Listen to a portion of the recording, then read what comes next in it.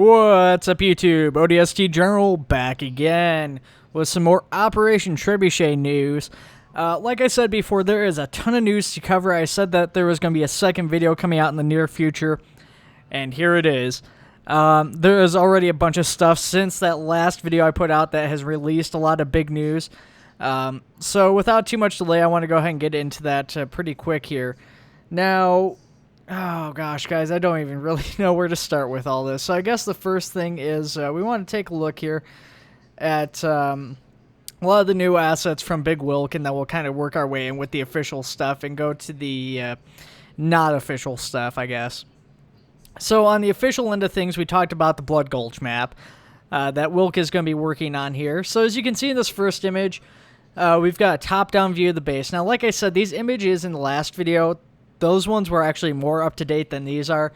I still wanted to bring you guys these pictures because it's just more views of the building. The building hasn't really changed as far as I can tell. So this will give you a better idea of the layout of the base. You know, and it's a lot easier to kind of tell with the perspective of that other one, sizing-wise, how big this building will be, because that's a hard thing to grasp from these pictures. Here's the second picture, you know, another shot of the bunker from the top level. Unfortunately, we don't get to see the inside, but it does look like there is an inside to this. And, you know, lastly, a third one, it's another shot, pretty much same angle, just zoomed out more, you know, a little bit more color thrown in there, and, you know, the texture is just all around it because reasons, I don't know. Along with that, we've got pictures of the map top down here. So, you know, this is just an in-game screenshot showing the rock surrounding the canyon. Really getting to see this proper here. Now, I don't know exactly how the cave system will work. I don't know if that on the bottom right-hand side, if that's supposed to be the cave.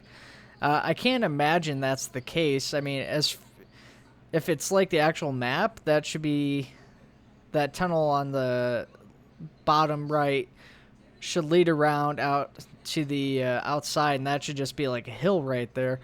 But keep in mind that this is all upscaled quite a bit, so this isn't going to be nearly the same size as regular Blood Gulch.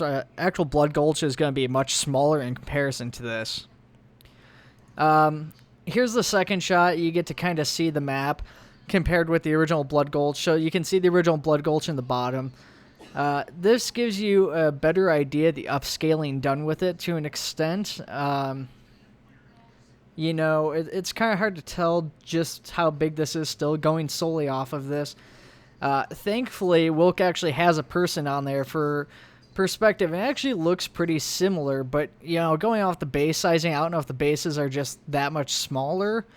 You know, because if you look at that Warthog, it's pretty tiny, but the bases look quite a bit smaller in this case, and, you know, the area, as far as I can tell, around where the bases are is quite a bit larger. Now, you know, bear in mind, it's probably going to be kind of close to 1-to-1, but I don't really know for sure. Scaling back to this map here, you know, they talked about the map being several maps in one, and here we get to kind of see that. Here we actually see the ice zone, which is a small lake, and then, you know, 4 walls around it, and like little patches of ice all around there. And this actually reminds me of the one Halo 3 map. And guys, I can't remember half the maps from Halo anymore just because there is so many, but it's the one that's got the split in the middle, and then it wraps around, and it had the Snow Hornet and Scorpion and stuff on there. Pretty cool looking, though. Very excited. They've got some desert stuff in there. It looks like that's Blood Gulch off in the middle. It actually looks deserty, but, you know, obviously the Blood Gulch section is not desert looking. Around that, they've also got some other areas dug out, pretty similar in size. So it should be kind of interesting to see if they're turning those into multiplayer arena maps as well. And then in the upper left-hand corner, there's a small, tiny little island, which, you know, it's hard to say. I mean, that's not very big, but it's maybe about half the size of the Blood Gulch map, you know, lengthwise, and actually pretty similar, you know, height-wise or width-wise. Going on, we've got a look at some new fencing done. You know, and unfortunately, I'm not sure which dev is actually the dev working on this fencing specifically. This has been posted on Discord by a few different people. I know Wilk was one of the people who actually teased the fencing, but I'm not sure if he is the one who actually developed it or if it was another developer. And this is just going to be some props that they've got going on. As you guys can see, there's a little control pad on this fence. The devs have talked about maybe having it so you can turn the fence on and off, as far as the electricity or the lighting goes on it. So, there might be some sort of scripting or functionality animations or something like that built in with this fence. The final couple shots here is really good detail of it. The first one's, the whole fence along with some other props from, the vanilla game and some other stuff here. And you get a lot better idea of its scale compared to vehicles. It's a pretty big fence. Definitely feels very militaristic. And then in this bottom one, you get a clearer shot at the fence. You get to see it scaled against a person. And some nighttime shots of it as well. Beyond this, we've got some stuff from Zephyr Souza, which, like I said, I wanted to try and do all the official stuff first and then move into the non-official stuff. That's not really the case with this. Zephyr has basically been putting in a ton of work into the mod recently. And one of the biggest projects she's taken on since the Bison is a new female Marine for the mod. Now, as far as she has said, this is not officially supported by the mod, but it may ultimately be included in the mod depending on how things go with this project. Now, I actually just got done speaking with Zephyr just prior to this video regarding an announcement she made, which I'll get into as soon as I kind of talk about this some more. But she said that this might see released prior to the next update for the mod. So, looking at this Marine here, the female undermodel that she's using as a base, that's not going to be included in the game. Everything that's going to be included is going to be based around the armor and clothing for it. So this first picture, these first two pictures here is just the very early base that she first showed off when she started to work on it. It's very kind of rough at first, but it's very much in the same vein that the currently included Marines in the mod are, which is, Halo Reach era. It's just a lot more slender down. We got a pretty cool face mask and, glasses and stuff that looks to be built in with the helmet, maybe? I'm not really sure if that's actually the case, but if it is, it's pretty cool looking. Beyond that, we've got, some gloves here, and she's getting really into the fine details of this model, and you can see the stitching on the gloves, little bumps on the hand and stuff. It definitely makes it feel like it's actually a glove compared to like the ODST one, which looks like it's just clipping in certain places where it's actually just some of the textury bits. And some of these pictures might be a little bit out of order because I'm now at a picture which I must have selected in the wrong order, because here I've got a shot of the Marine in a T-pose, but she's got like her whole uniform. We've got the clothing, we've got the side armor on the leg. There's a couple bits missing from this. There's some straps and stuff on the leg, and there's knee pads that she has in a later version. But this does currently have the updated boots. So let's take a closer look at those boots. So as far as these boots go, there's a lot of detail that's been put into these as well. There's a little pokey out things, I don't know what to call it. Some bevel and embossing on the sides of the boots, as well as some patterns on the sides. And, she even went as far as, if I remember correctly, to actually design the tread on the boot, which is a lot of detail that, I'm all for the small details. That's just going above and beyond at that point. Here's more of an initial look at the boot before that stuff was added, kind of comparing the boot to the model she was basing it off of. Here we've got a closer look at that side shield. This is obviously a earlier iteration of the model, where the clothing and stuff hadn't been really implemented or worked upon to the same extent. For some reason, I got a whole bunch of duplicate pictures in here that I'm having to delete as I go along talking to you guys. Here we've got that picture with the knee pads and everything finally added in this version. What can I say? I'm a sucker for knee pads. I don't know. It really does add to it a lot. There is one big variation from the standard Marine that somebody caught on to pretty early in my own unit, and that was the fact that Zephyr opted to go with the ODST shoulder pads over the Marine shoulder pads. And that's just a creative direction choice she's made. It doesn't look bad, so, I mean, why not? I mean, you do see stuff like that in the military where, different armors go together and stuff like that. It happens. Going to the next picture, we're kind of jumping around out of order. Like I said here, we get to see some of the process that went into actually setting up the clothing. I'm not too familiar with the program she uses. I do believe she uses ZBrush. I'm not sure if this is actually ZBrush here that is in this picture, but it looks like she just used like a cloth simulation and draped the cloth over the model and just kind of let it drop naturally, which had its issues.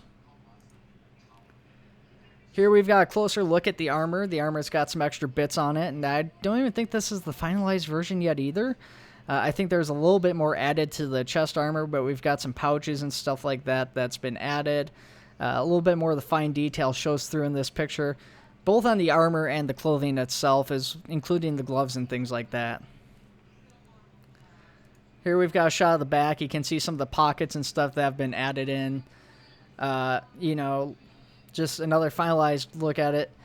And then kind of looking at the other side of how the pants were made. Similar to the previous shot with the shirt, we get to kind of see how the pants were added if they were simulated in.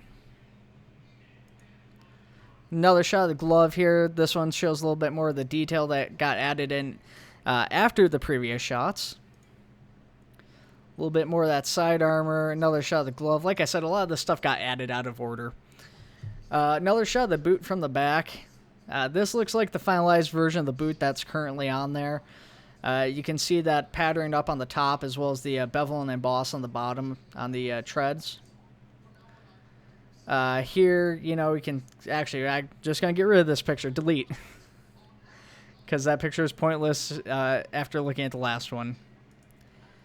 So we're going to get out of Zephyr Souza's stuff for a minute here. And we're going to go look through the rest of the stuff. And then I want to talk a little bit about what Zephyr's big plan is after we kind of touch upon everything else.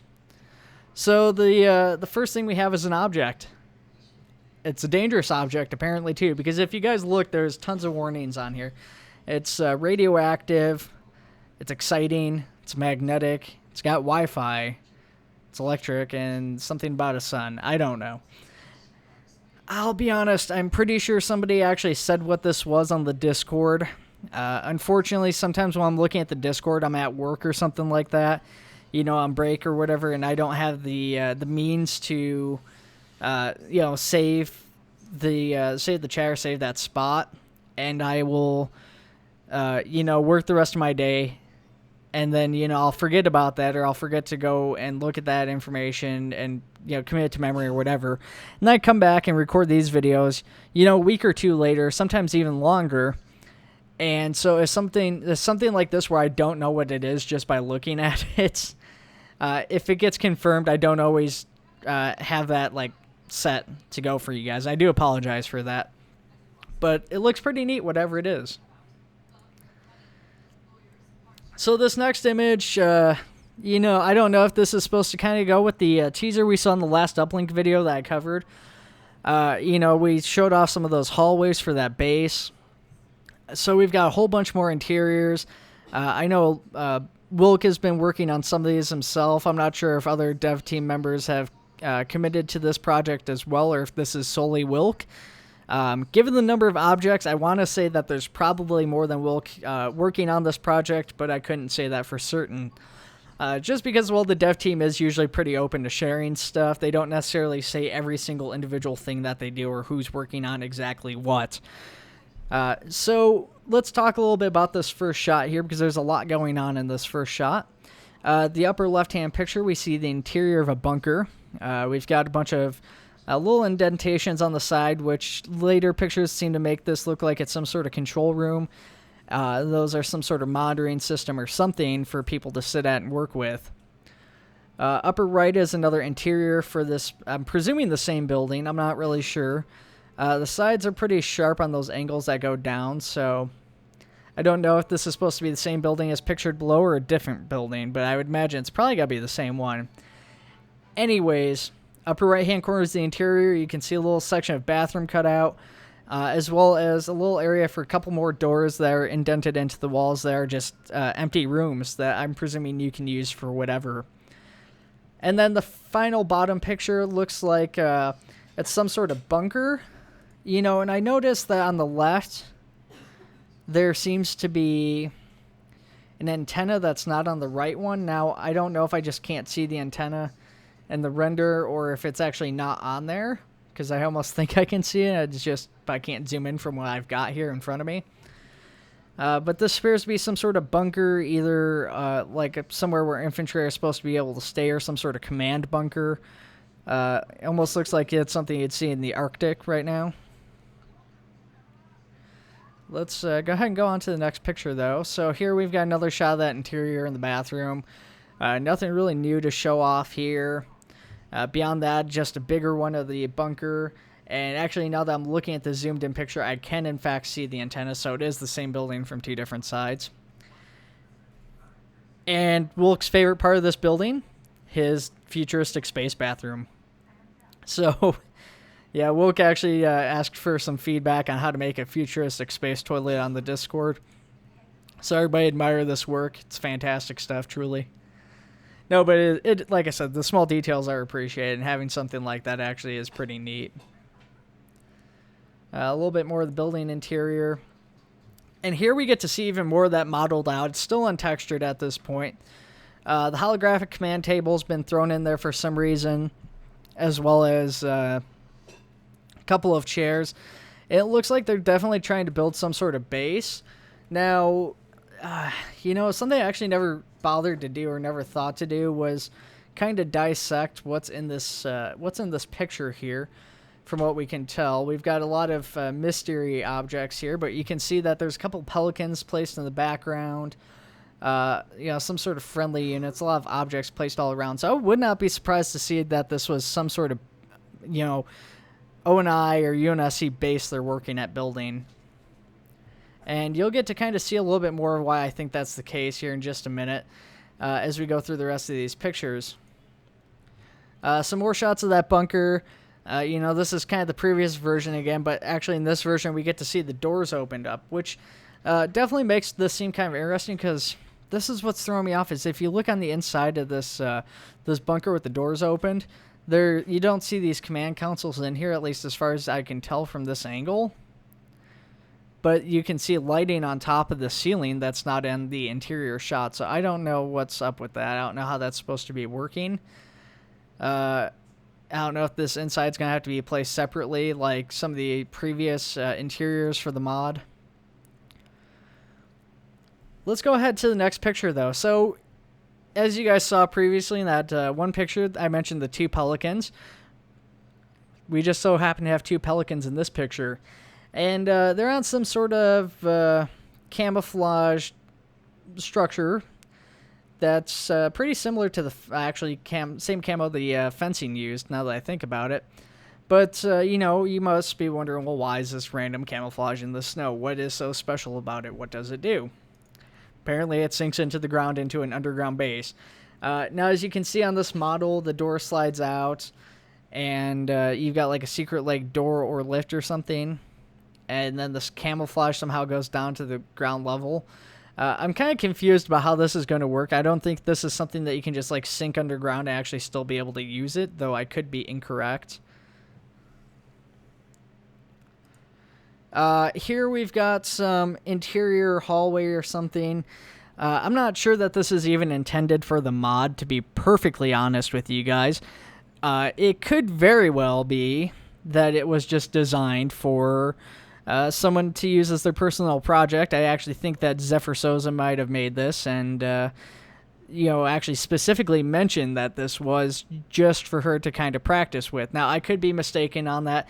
Like I said, I see a lot of text on the Discord. There's a lot of stuff besides the mod stuff being posted on there. And, you know, that was quite a while back that this was all posted. So you're going to have to forgive me for not knowing that again. So before we wrap up the official stuff here, we got the sniper to talk about. Zephyr Sosa is also working on the Halo Reach version of the sniper rifle. Well, the dev team hasn't specifically stated how this will vary from the currently included sniper. This one, if you go by lore, is a little bit different in that it doesn't have the stabilized rounds, and that because of that, the rounds tend to drop off more, but they're also more powerful, which is why the Halo Reach sniper rifle is such a devastating weapon. Excuse me for just a moment, guys. I need to take a drink of water.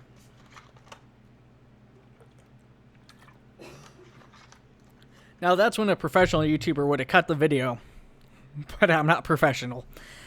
So let's go on. I totally spaced out. Let's go on, though. So there was some big news I had about Zephyr Sosa, as I mentioned previously. So I just got done speaking with Zephyr, literally moments before recording this audio. And she had mentioned on the Discord that she had plans to release her own mod pack that would include the Bison, the female Marine, the sniper rifle, and maybe possibly the Scorpion tank. And yep, the Scorpion tank as well. So I asked her for a date because I didn't see one on the Discord, and I didn't know if she just didn't post it or not, but she was kind enough to actually give me a time estimate. She's hoping as early as next week we will see that Halo Reach sniper rifle added in her own mod pack. She's hoping that by releasing this mod pack, kind of like Wilk released his map, she'll be able to get feedback from the community and get the mods out to the players that much sooner. Now, Zephyr isn't a person who does configs a lot, and while she's a great modeler, she does seem like she probably needs some practice on configs if we go solely off the way she speaks of them. I'm not really familiar with her skill personally in that area. But, from my understanding, she's working with Rabbit335 to get the Scorpion, the Bison, everything else configured and into the game. So hopefully by, next week, within the next couple weeks of this video, we'll have a new sniper to go with it. And then as for the Scorpion and the Bison, now I've had a lot of people ask me about the Scorpion. A lot of people very excited about that. She's hoping that by the end of the month or within a month or so, we should have both the Bison and Scorpion in-game. And then maybe some point after that, we'll have the female Marine. Maybe. But we'll see what happens as far as all that goes. Obviously, as far as the development of a mod goes and stuff like that, problems happen. You run into mistakes or errors or, whatever else, real-life issues. And sometimes stuff gets delayed. It happens. It's happened with this mod before on more than one occasion. So, while I'm saying, yeah, we might have a new sniper rifle within the next week or two, just, show a little bit of patience as far as that goes, because that might not happen or might get delayed. But still got a ton of stuff to go through, so let's go ahead and keep going. So we've got some more structure stuff as far as Big Wilk is concerned. Here we've got him showing off some new roadway stuff. These roads are supposed to run along the waterfronts, so you've got a lot of caution striping on there. In the background you can see like the piped ramps from Halo 2 that we mentioned in previous videos. But not a whole lot else to talk about in this picture. In our next image, we've got a giant gate. This thing's huge. I'm sorry, huge. Anyways, you can see that there's a fuel tanker and, a Marine up against this, or a Marine or some sort of infantry up against this. And they're just dwarfed by this thing. I'm assuming it's a gate, given that it's colored and it's got warning stripes at the top and bottom. It just feels like something that's got to move up and down. And it's very deadly if you're on it when it does. Not much else to talk about there, so let's keep moving with the mod. So, got more official development news here. We've got the elephant. So, I do believe I've talked about the elephant in previous videos.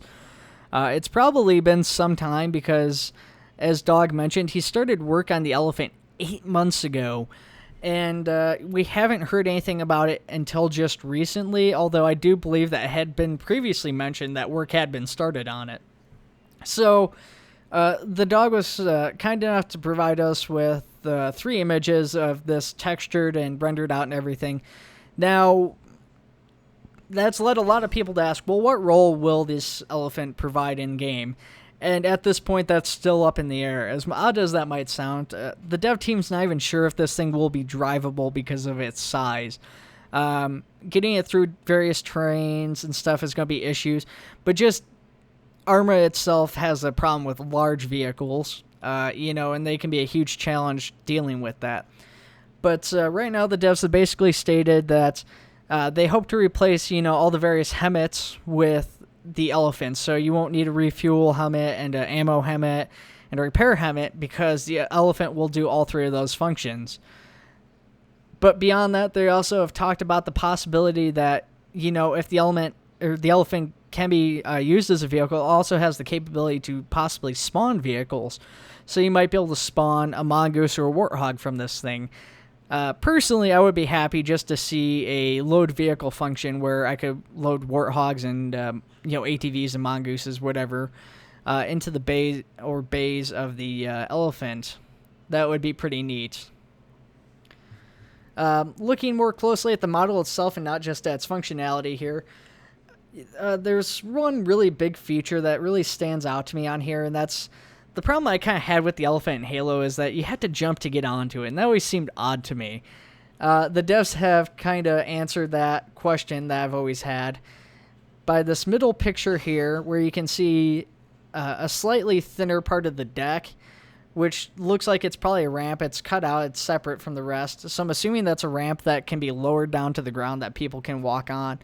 I'm not sure how wide that is compared to a person, but if the devs are talking about this thing spawning vehicles, I'm assuming a ATV, if not a warthog, should be able to drive up onto that ramp without issue.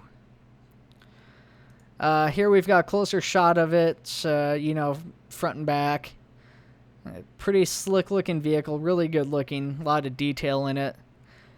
And then lastly, we've got multiple texture variants. Now, the dog has said that he did that for fun. He said that might be included in the mod, but the difficulty in including like hidden selections as far as textures and stuff can be a big pain in the butt. So even though we're seeing these textures, even though they are done for the elephant, don't necessarily expect them to be included in the release when the elephant gets released. Okay, so we've got more to go through here. Like I said, it's a big update.